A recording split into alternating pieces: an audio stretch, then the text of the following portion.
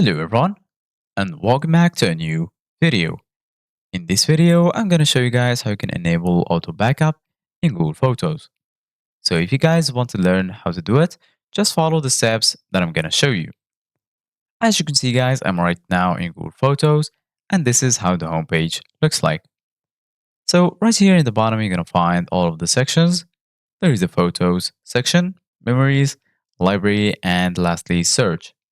So basically guys, in order to be able to enable auto backup, firstly go to the top right corner of your screen and then right here you're going to find your profile icon. Go ahead and click on it. And then once you do that, right here you're going to find the account you logged in with, and under it you're going to find if the backup is off or on.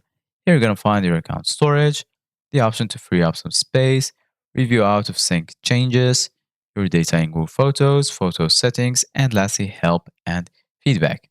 So right now I'm going to go to Photos settings, and then right here in the settings you're going to find backup, notifications, preferences, sharing, apps and devices, and lastly privacy. Go ahead and click on backup. And then right here, as you can see, guys, you're going to find backup photos and videos from this device to your Google account.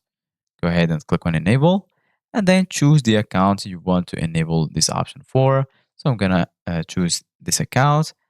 And then as you can see, guys, this is how you can enable the backup on your account. If you want to get more storage, you can click on start 100 gigabyte trial, and then you can just click on it again, add your payment method, and then you're going to be able to add some space.